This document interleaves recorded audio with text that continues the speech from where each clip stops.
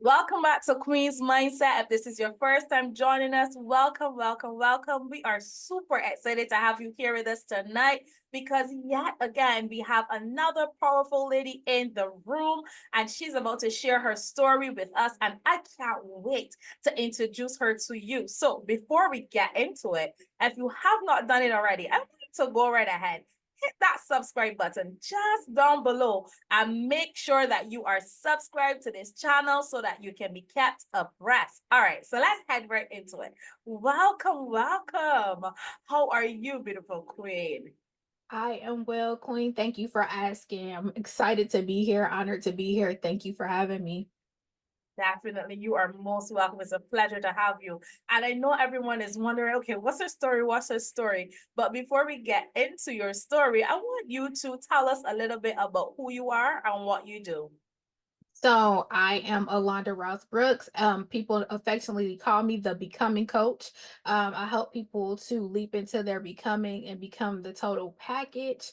And so I'm a mom of three beautiful, amazing human beings, and I am a serial entrepreneur. I've been an entrepreneur since I was 16 years old. I'm coming up on my 24th year of entrepreneurship, so I'm super excited about that. I'm very passionate about helping people get free and knowing that they can literally do anything. It doesn't matter what your story looks like or where you come from. So that all of my businesses are encompassing that message of being free, being unapologetically and unconventionally yourself.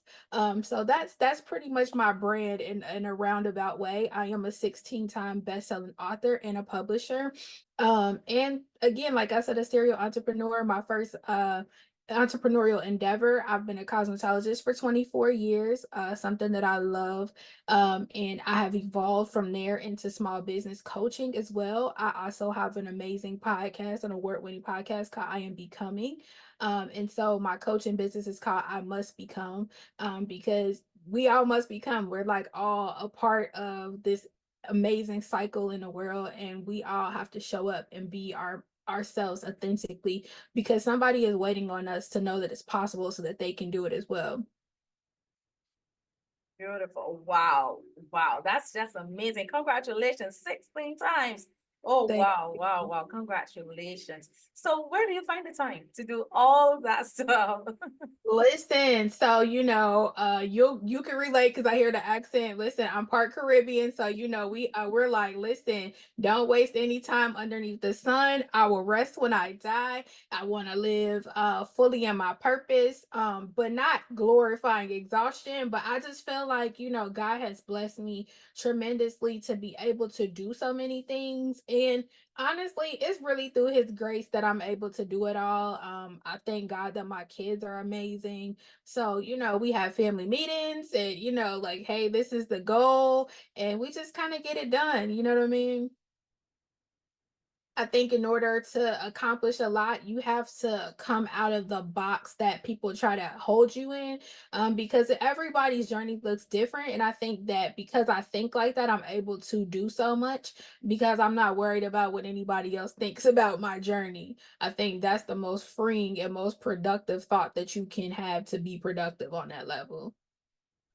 That's just beautiful. I love what you say. Let's not glorify exhaustion. You definitely don't want to do that. So you have a powerful story, and I know right now they are like, okay, Kamisha, that's enough. We want to hear. We want to hear. So I want you to tell us where it all began for you. Let's start from the beginning. Where did your story begin? I think that initially, like I said, I was in high school. I want to say like it went back to starting in high school. I just began to hear the voice of the Lord talking to me, and I was like, Mom, I really feel like God is calling me to do something different. And my mom is a dreamer too, but I still was kind of leery, like she's gonna be like, oh my God, this child of mine, because I am out of all of her children, I am the child that like comes with all of the things, right? So I was just like, Mom, I kind of really want to leave high school and I want to do something different. I was like, I'm not trying to drop out, but I've researched some alternative options and I need you to say yes. I said, I can go to this homeschool co-op for free. I'll pay for my books. Um, if you will teach biology, because my mom's a registered nurse, and I was like, if you teach biology at this co-op, I can go for free. I'm working, I will get the books and everything and the materials. And then I took it a step further and was like, because I want to go to hair school full time. And I think that I just kind of want to hurry up through the high school process, and I also want to go to college. And so my mom was like, "What?" She was like, "Okay, let me research how to get this done, from my end." And my mom was just, she was just her faith was just crazy enough to say yes. We made it happen, and I was blessed with an angel on the board of education, and she believed with us, and she fought for me to be able to do it. And it was an unprecedented thing at that time, because nobody in my state had ever done that. And so they were like, we have this 15-year-old, like at the time I was like 14 and a half, so I was getting ready to turn 15. And they were like, yeah, we've never had anybody do this, because I wasn't trying to go to vocational school. And so they were like, yeah, we've never had anybody do this. We don't even know how we could do this. So I went to a hair school, and I was like, hey, I'm 15 now. I was actually getting ready to turn 15, and I was like, this is what I want to do. And they were like, okay, let's make some calls. So they made some calls, and they were like, well, listen, if she can pass the test, we'll approve it. And so I took the test. And what I actually did was I went to our local college and I took the test there. And so I was like, if I could pass this test, then I can do both goals. And they took the test scores there, and hence I was on the unconventional journey. And so my story kind of began there. And I was working, like I love to say like my day of emancipation, because I think like from that moment I was really like the transition. I was no longer a teenager. I was in number, but I wasn't in mind and body, right? Or responsibility. I was really like a young adult. And now that I'm on the precipice of turning 40, I just really look back, and it really took for someone to really say to me, like, that was monumental as you did. And I just thought, like, I was just walking my own journey. I didn't really feel like it was that big at the time that I was doing it. And when they said it and like I heard it back, I was like, wow. And so I was able to meet the woman who said yes at the Board of Education. And she was just like,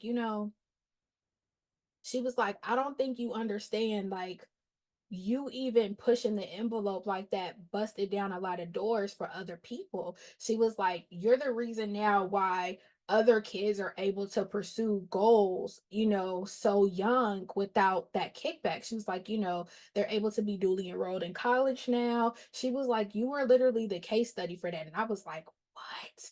And so, God had me also encounter the lady that was in the admissions office at the hair school the same week. And it was like confirmation. And she was just like, man, she was like, it's so amazing. I just happened to be in Sam's Club and I saw her and I said hello. And she was like, it's so amazing. She was like, I just always think of you. She said, because you were like a trailblazer. She was like, you will be the first one at school and you will be the last one to leave.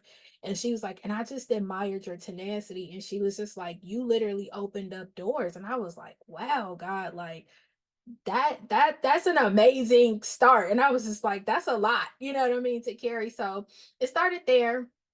And through doing hair, amazing doors have opened for me. I've been blessed to tour the world, travel the world, and do hair in different states, different countries. And I've done amazing things with the hair journey, which have prepared me to be the entrepreneur that I am. So, I'm grateful. When you put that one seed in the ground, you never know what all the fruit that you will bear from just daring to be different. Wow, that's just amazing. And it's just such a testament to who you are that it started at a young age. So the becoming right now that you're teaching and you're training others to do, you've done it. So that's perfect. And that's awesome. I love to hear those types of stories where persons have a relatable story that you can really tell, and it's not a book story that you're trying to feed to others. So that's Right. really really great. So I want to commend you for that. Now, as you continue to grow, now you pursued, your industry, you were expanding on other things as you grew, but then there were some things that happened along the way. Let's talk about those things that caused you to have to put on another layer of resilience. Yeah, so being that I was grown young, I entered into marriage young. And so, um fortunately but unfortunately, I was married to someone who had an addiction, and it wasn't really revealed until I think like the first time I was like, something is quite not right here, was like the first 6 months of the marriage. Like 6 months into the marriage, I was like, okay. But some of the things were kind of like, societal norms. You're like, oh, men kind of just do that. And I grew up as an only girl, and I grew up around a lot of guys, so a lot of things didn't really like bother me per se, or like raise red flags for me, because I was like, within certain measures, certain things are like normal behavior. But as the marriage progressed on, I was like, okay, no, this is not it. And so I would say probably about year 3, I was something happened, and he got into trouble. So it was like the reveal of how deep the addiction really was, that it was other things kind of attached to that. So, forward, um at certain points of that, I was like the sole provider. We were trying to go back to school, further our education.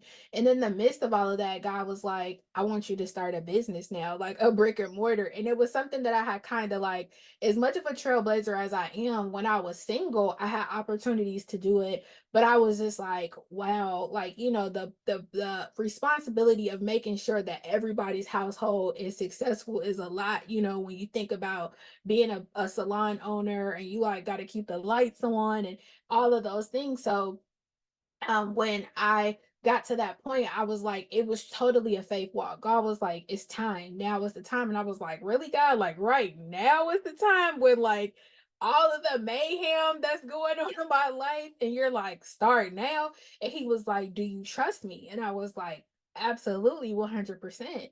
And so literally it was nothing but God, because the amount of doors that open, and how effortlessly just coming together with opening my first brick and mortar, it was like it couldn't be anybody but God. Like nobody could get the credit for it.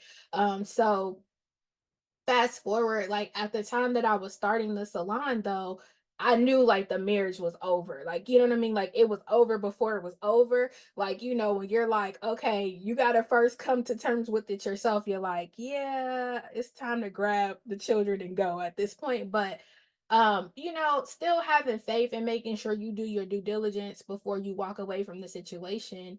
And I just remember hearing God say, like, I got you. Just trust me. He was like, I am asking you to launch into the deep and do something major, but I'll never leave you and I'll never forsake you. And he didn't.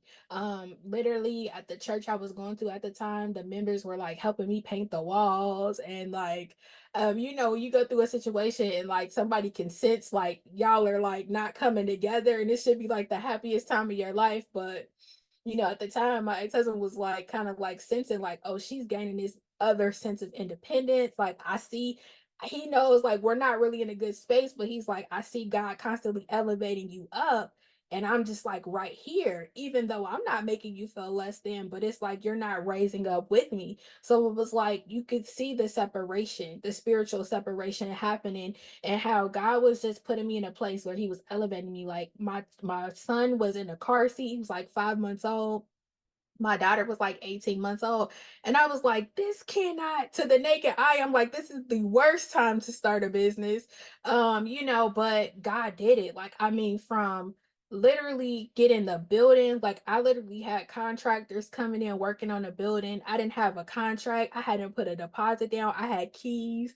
People were literally cutting into the building and placing everything where it needed to be. I got furniture from California. Like there was no bank loan, there was no money in the bank. I was literally just working and faked walking through this thing. And God was like, you just got to trust me. He was like, eyes forward. It was almost like when he told Lot to leave the city, he was like, don't look back.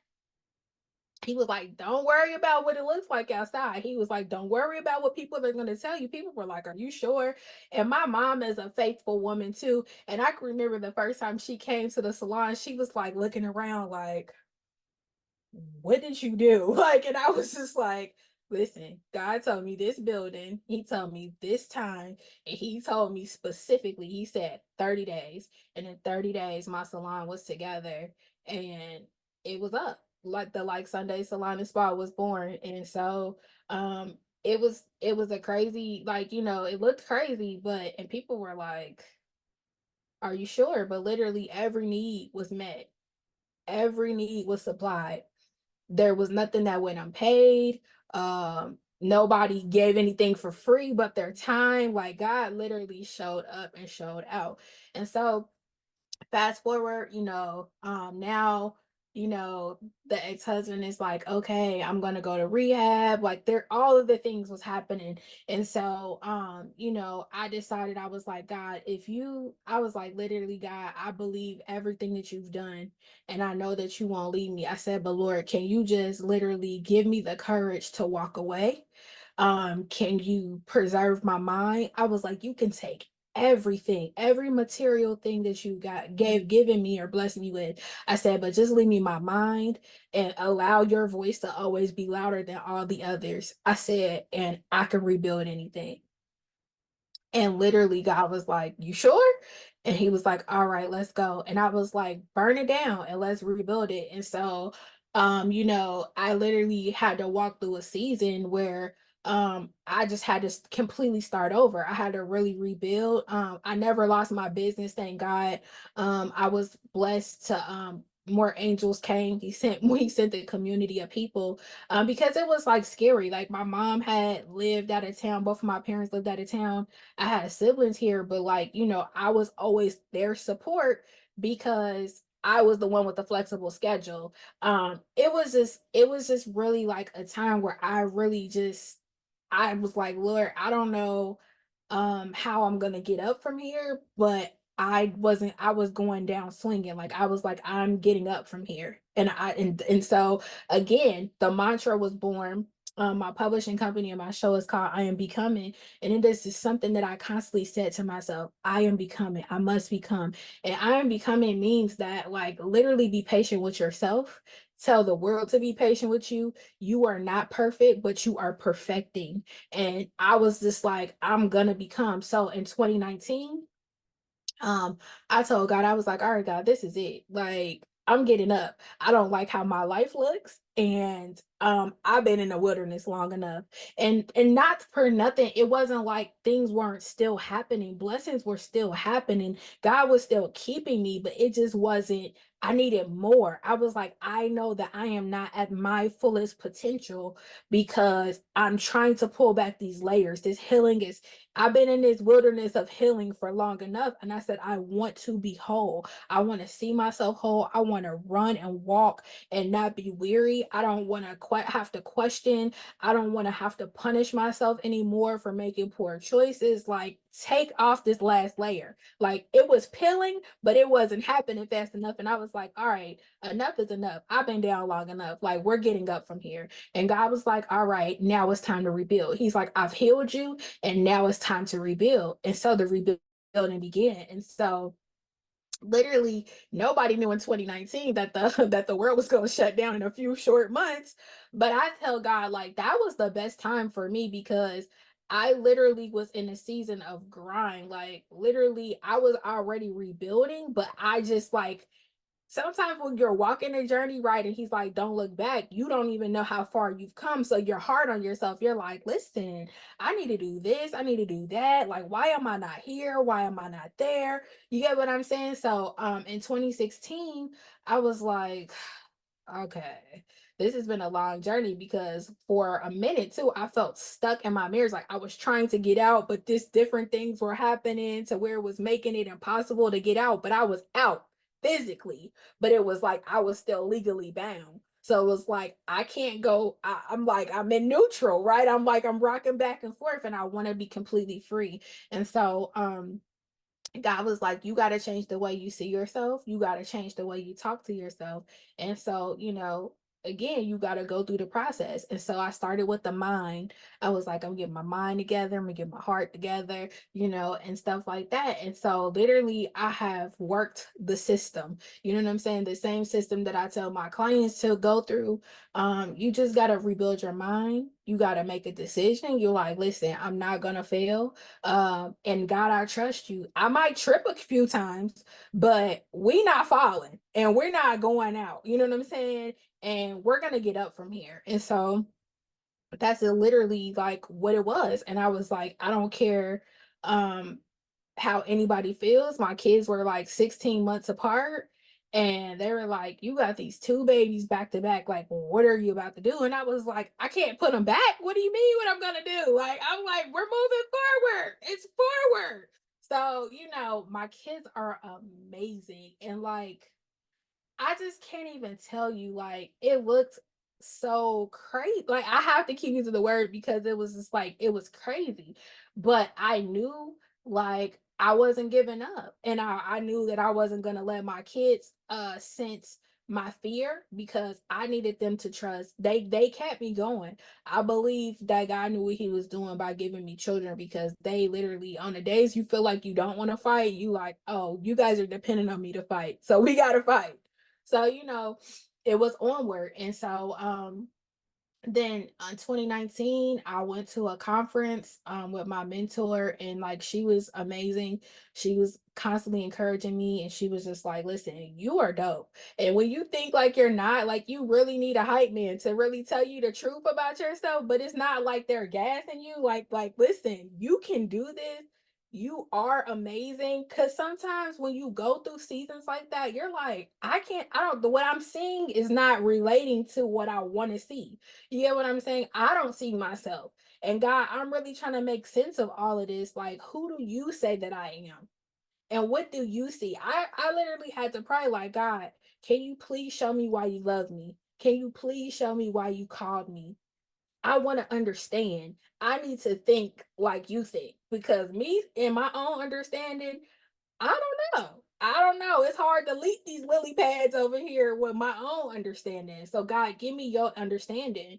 And I believe that I started to pray, my atmosphere started to change. When I said, God, let me see you in all things, even when it's ugly, even when I don't understand. And when you're looking for God, baby, He is definitely looking for you.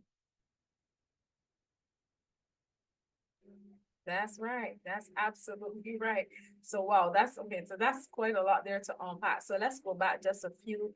But you said that God told you to start the salon right in the midst of everything breaking down in your marriage at the time. Can you talk a little bit more about what were some of the things that broke down? What were some of the things that made you say, okay, yes, this is definitely not going to work? So, so this is funny. I can laugh about it now, but it was like, whoa, when it happened. So when I found out I was pregnant with my son, literally the day that I went to the doctor to find out about him, an hour earlier, I was in court and the judge with my ex-husband, and the judge was like, hey, is your wife gonna stay with you? And he was like, if she's gonna stay with you. And he looked, and I was in the court waiting area, and I shook my head like, yeah. And he was like, okay. He said, I'm gonna give you favor. He said, and later, man, I could shout right now. Like that'll preach. Like literally, because when it says in the Bible, like if the unsaved, if you're saved, your covering covers the unsaved. Literally, I walked that thing. And so he was just like, listen, I'm gonna allow you to go to rehab. Um, and he was like, and from rehab, he said, well, he was actually in jail at that time. So he was like, I'm not going to release you. He said, we're going to keep you in jail and you're going to go to rehab. He was like, no release. He said, you're going to work this program. He was like, you're going to get whole. This is what the judge said.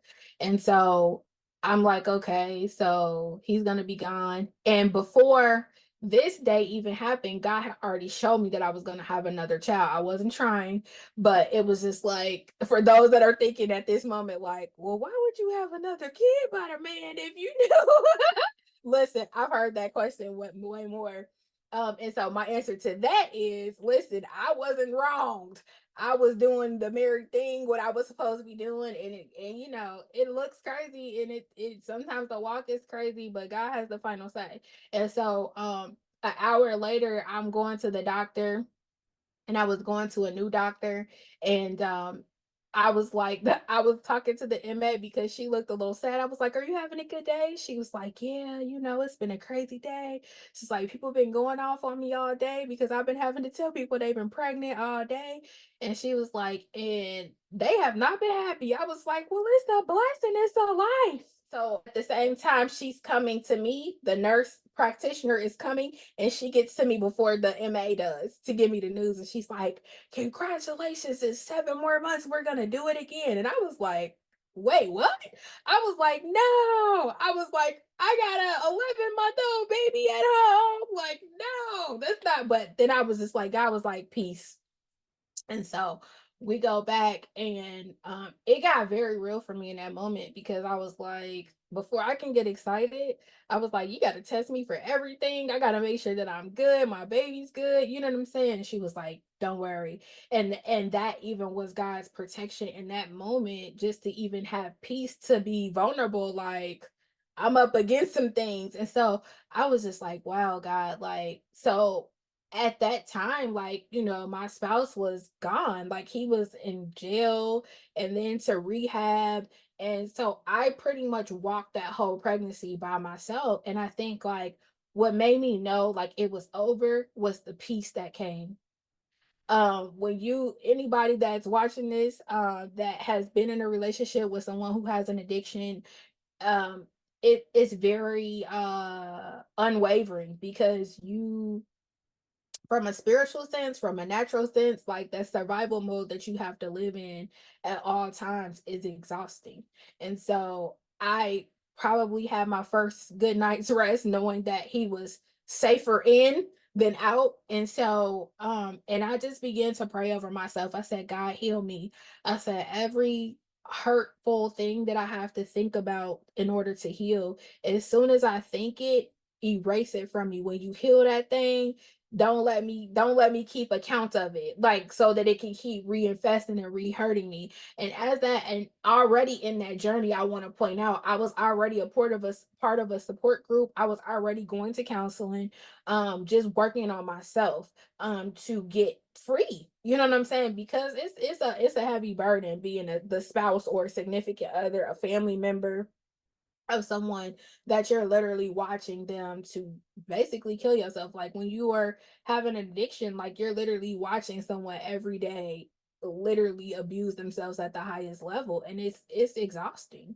And so I knew then that I was like, I have to get out of this thing. Like, and I was like, God, and I was like having thoughts of that I was going to die young, because like the level of exhaustion that you feel, and just the way you have to move when you're with someone, it's like, I can't even stress, I keep using the word exhausting, and you can't sustain it forever. Like, I look at women and men who are dealing with it and that have been in it for years and years and years, and I'm like, "Man, you are a soldier." Like, not even the kind you want to be, but like, it takes a another level of tenacity to keep fighting that long with and for someone. Wow, wow, wow, wow. So were there any like red flags before you guys got married that caused you to, well, maybe you may not have seen it then, but looking back and you say, "Oh my goodness, I should have saw that. I should have seen that. I should have seen that." Was there anything? Um, so I would say red flags, no. But what I will say that I think that people need to hear is, when you attract a person like that, right? Why I begin to work on myself is because you also have cracks, no, in your own foundation, in order to even be susceptible to someone like that. And I know that's a harsh reality, that a lot of people never get to that level of wholeness to be able to say that. Because in order to even attract someone or want to fix something with somebody for so long, it's rooted in previous trauma. You get what I'm saying? Like, and so I had to deal with the root, you know what I'm saying, of myself. And I think that was the flag, like, of why am I even like how did I attract someone like this? You know what I'm saying? And why, what made me want to fight for so long? Like, definitely it was unconditional love. Like, that's why I was like, I became a real Christian. I was saved before that, but I became a real Christian through that experience, and learning how to love someone like Christ loves you, because you really have to, in order to love someone at that level, you have to really want wholeness for them, to the point where you really have to adapt the attributes of Christ, and you really got to hold on to the marriage vows, because it's not easy. So I would say though, as far as like his behavior, I would say that he was into pornography. And so we had a situation where I had called myself being a good wife. I had found some DVDs in his car, and I was just like, why would you hide these DVDs, and why are, like, those types of things. But again, it was like easily describable, because I feel like those things are so acceptable for men, or so expected, they're a society norm, like, oh, that's just what men do. And so it wasn't until though that I was like, oh no, this is excessive, you know what I'm saying? So I would say, if I would say any flags, like, that would be the flag, like the shame, you're hiding it, you're sneaking, because I feel like cheating is more than just with another person, you know what I'm saying? It starts in the mind, it starts with behaviors leading up until you to actually physically cheat. And so that was also a part. It did grow. It was like progressive. It wasn't just like one day I found out like, oh, you had an affair. You know what I'm saying? Like, it was progressive, like, over time. So it was meant several flags along the journey, but I wasn't naive by far, because it wasn't like a situation where, oh no, I didn't question it. Like, I was questioning it, because I was like, why are you hiding this that is acceptable? I think that I wasn't bothered though until I realized how excessive it was, and I was just like, oh no, this is something, this is beyond normal. So I hope that clears up, what you were saying, because I know other people will question that, like, so, like, if you didn't have a problem with it. No, because I grew up around guys, so, like, sometimes I feel like when you are pre-exposed to male behavior, certain things don't bother me as it would a woman that hasn't grown up around men. You know what I'm saying? Like, I have a deeper level of understanding of how they move and how they think and do things. So it wasn't a relational problem for me. Everybody has a thing where it's like, nah, that's a deal breaker for me. But now it's a deal breaker though. After I survived it, it's like, oh no, no, no, no, we ain't doing that. So at any time did it occur to you that this thing is not only just a physical problem that he has, maybe it could be a bit more spiritual, in terms of the addiction and having the lustful desires and so on?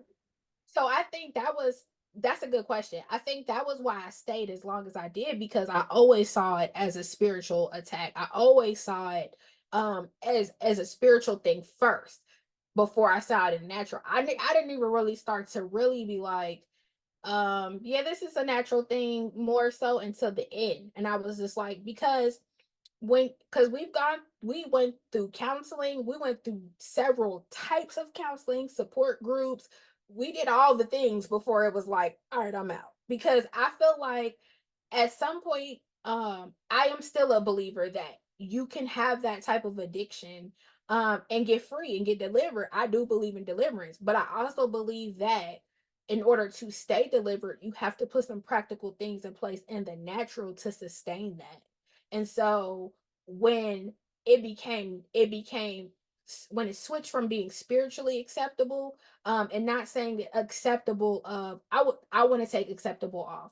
I want to say, where I stopped understanding, walking in the understanding at the level that I was when I felt like I became a mom, And I was like, you know what, I also am responsible for the narrative that my children are seeing, and I didn't want them to think that this was healthy marriage or healthy love, or that you have to. I didn't want my daughter to feel like you got to be a ride or die chick and you got to let nobody disrespect you, and I didn't want my son to feel like when people hold you accountable that it's okay to leave your family.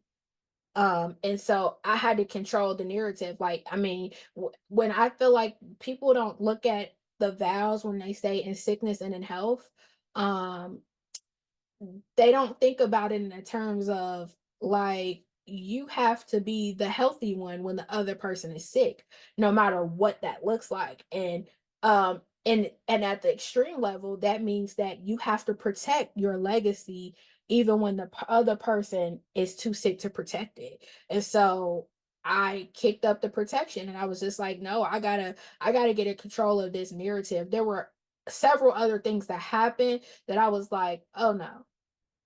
And when you see somebody progressively getting worse, you're like, some people's demons got a hold on them, and some people hold on to the demons. So it's like, when you've got enough tools in your belt, like, it's okay. Like, you may not know any better, but when you start getting those tools and you're not using them, and I had to get to a point where I was like, you know what, no amount of praying, no amount of fasting, no amount of being the more spiritually strong person, um and no amount of love is going to make a person choose their family and do the right thing. And so I said, I'm not going to let you bring me home HIV and have to be the one that now is raising my children, and I'm sick and dying because I chose to love and not think practically. And I hope that frees somebody. So I'm going to say that louder for the back, because I think that also what freed me was, I had a OG bishop that told me, he said, young lady, he said, I want to free you real quick.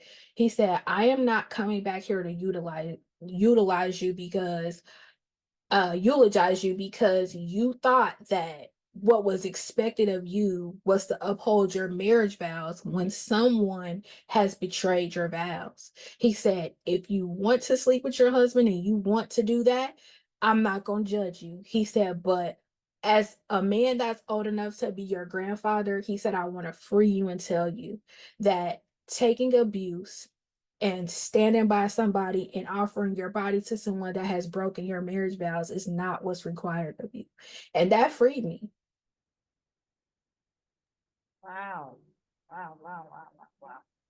So I love what you said before when you said you had to control the narrative. So that really leads me into the question then, at any point did you feel like that level of shame or guilt because like you explained, you want to uphold it. And of course, nobody wants to go through a divorce. So you just had children, you want to keep the family unit together, but you do understand that, like you said, this is not healthy for me. So did you feel any level of shame or guilt, with that, having to go through that process of letting him go?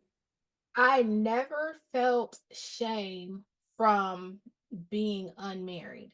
What I was ashamed about was because I have always been a strong person.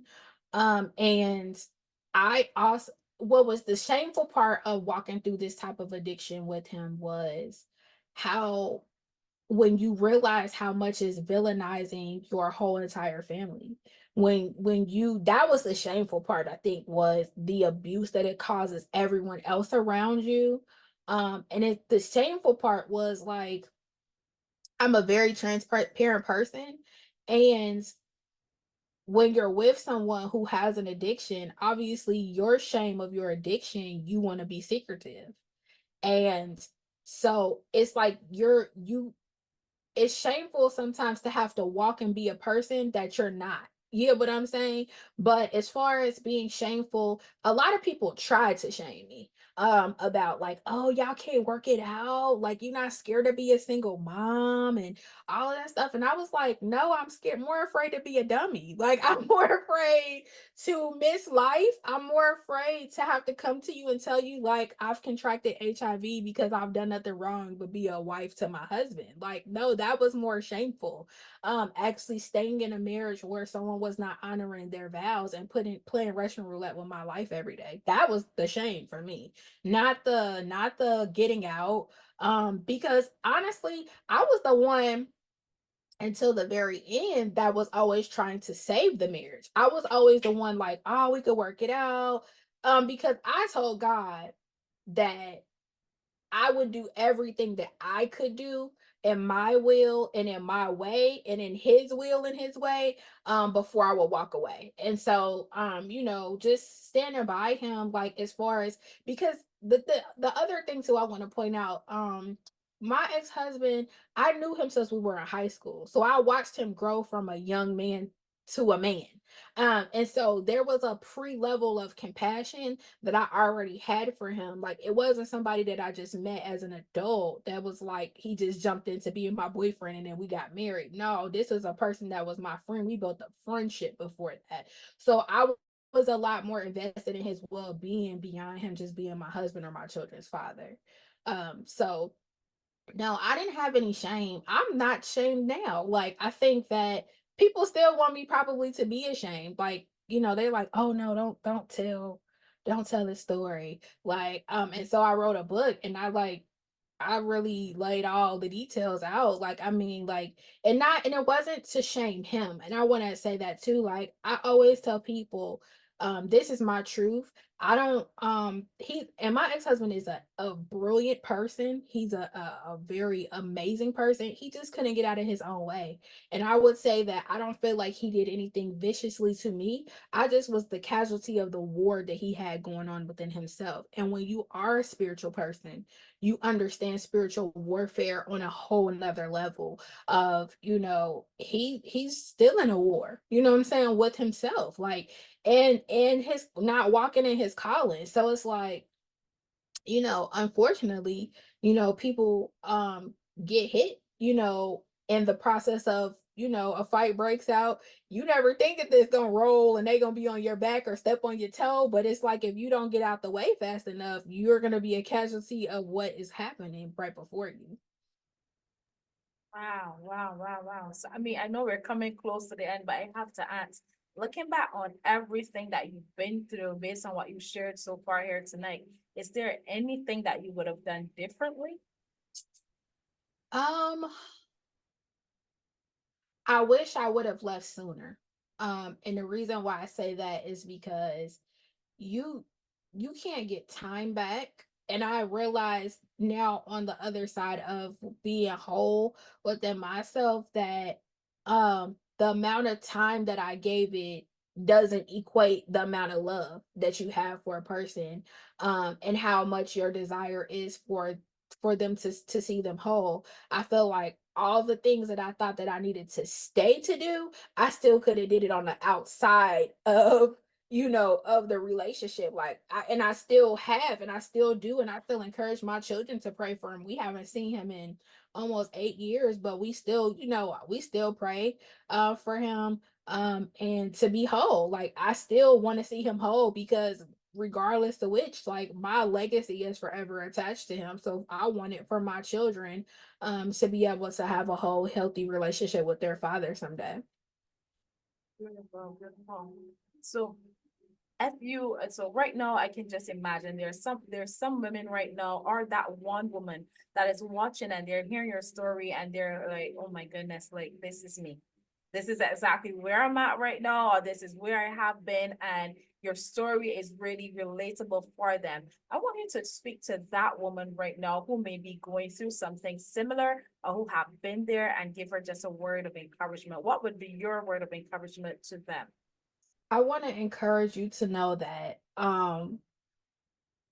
love is correction, and that although you don't want to see someone you love be hurting or to be harshly corrected, I would say it took for someone who loved me, that was a person that is a former addict, to say, Niche, you need to let him smack the ground. And I think that was the hardest lesson that I had to learn, was to get out of God's way. And so I also want you to know that there's nothing wrong with you. If anything, everything is right about you. And although that person is not well enough to tell you, someday they will appreciate the love that you gave them, and them not walking through that destructive time by themselves. And I pray that you give yourself the love that you have poured out to others by working on yourself. Get you a community of women that you can be vulnerable with, that you can be fully transparent. I pray that you love yourself and become your own friend enough to be vulnerable with yourself and forgive yourself. Forgive yourself, because this is the thing, right? I think self-forgiveness is the most powerful thing that you can give yourself, and allowing yourself to not be the blame. Because a lot of times when you are dealing with an addict, they are narcissistic as well. So what they do is, not only does the physicality of their addiction break you down, they are outwardly abusive, verbally abusive, because they hate themselves. And so I want to affirm you to know that you are a queen, that you are beautiful, that you are everything lovely, you are fearfully and wonderfully made, that you are a rare jewel, you are everything that God said that you are, whether you know it or not, whether people around you handle you like you are or not. And that even if you feel the furthest from God right now, He's never left you. He's just waiting for you to let Him be a gentleman and come back and fully embrace you, right? He's like, listen, I'm here, but I'm a gentleman. I'm not gonna force myself on you. And I think that sometimes when self-forgiveness is hard in this thing, and don't let that, the enemy deals in shame. God will never shame you, but He is going to correct you. He will make you be accountable for what role you played in this. And that's the most freeing thing. That when you own your part in it, you can move forward and not make the same mistakes. And you will be ready for the love that you desire, like the love that God has already stored up for you. And it may not happen overnight. I'm not gonna tell you that you're gonna jump out of that bad relationship and you're gonna jump into a full healthy marriage right away, because only God knows that. But what I will tell you is, you're not damaged goods. You are going to be fully restored, healed, elevated. And so becoming her, healed, elevated, and restored. And God wants all of that for you. God wants all of that for you. And no matter how many children you've had of that marriage, somebody will come into your life and love you and your children. I don't care how many times that man told you that nobody gonna want you but me. That I see people every day that have more children than I do that come and love them. A community of people will rally around you guys if you allow it. And I pray safe people for you. I pray that your family probably may not understand, and it'll take you probably years to really fully tell your truth, because as you get to different levels of wholeness and healedness, you will feel more and more comfortable telling your truth, because you have to get healed enough to tell your truth so that people don't perceive you and try to shut you down like you're angry. So I want to encourage you that telling the truth heals you more. So don't hide it. Don't walk in shame. Don't let anybody shame you. Don't let anybody question you, 50 question you like, oh, you couldn't make it work. Y'all can't make it work. No, you are worthy of full, healthy love. You do not have to tolerate struggle love. You do not have to be verbally abused, physically abused, emotionally abused, sexually abused in order to, that does not come with woman. That does not come with femininity. And so I want you to know that I see you, I hear you, I love you in real life, because I am you. And I want you to know more than anything that I am a living, walking testimony of what God can do, even when people counted you out, when people tell you that you need to be on a clearance show, that you need to take whatever somebody just offers you because they see you as one way. But I encourage you to tell God, like, God, may your voice be louder than all the others. When you course correct me in that moment and be like, no, you are beautiful, you are kind, you are worthy, you are loved, and somebody is waiting on you to know that it is possible. Somebody sees you as the best thing that ever happened to their life. I don't care if it's just walking in a coffee shop, your smile lights up their day. It doesn't matter if that person that was laying beside you never told you that you were beautiful, never told you that you were the best thing since sliced bread. Somebody secretly admires you. I am a living witness that it gets better on the other side. And I know beyond a shadow of a doubt that the God that we serve wants better for you, because He created you for His kingdom and you have purpose. So I can't wait to meet you. I can't wait for you to connect with me. And I can't wait to hear your testimony because, baby, I am going to shout with you. I am already rejoicing because I know that you are healed, whole. You are not bruised. You are not battered. You are not broken. And for sure, you are not clearance, baby. You are not only are you whole price, baby, you are doubly marked up. And I love you. Amen. Beautifully said. Listen, if you don't feel encouraged, then I don't know, but that was powerful. Thank you for sharing that.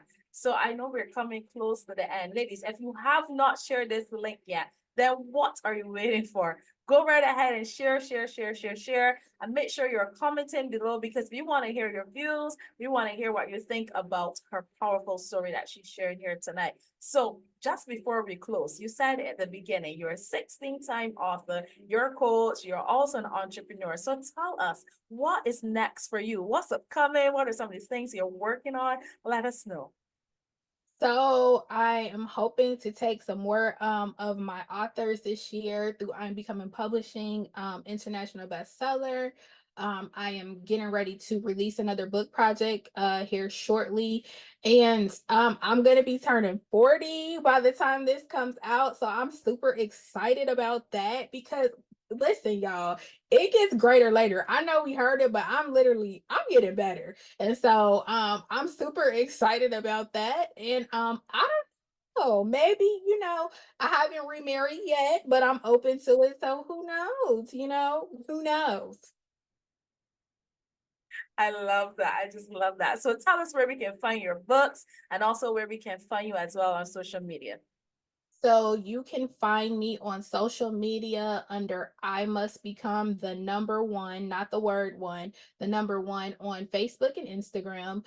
You can also, I welcome everybody on my personal page. It's Alonda Ross Brooks. You can go to imustbecome.com. If you are looking to publish a book and tell your story, you can go to iambecomingpublishing.com. If you would like to hear more about my testimony, or you need encouragement or upliftment, you can go to iambecoming.show.com. And if you forget all of that, just come to Alonda Ross Brooks on Facebook, and all of those links are there as well too.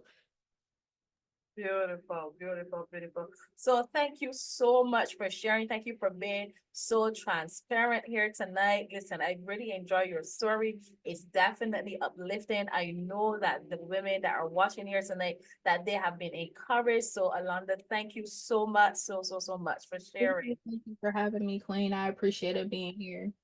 Definitely. And just before we close out, if there's anything that I didn't get to ask you, but right now you're like, "Ooh, I wanted to say this," would you want to go right ahead and just share your last words with the ladies before we go?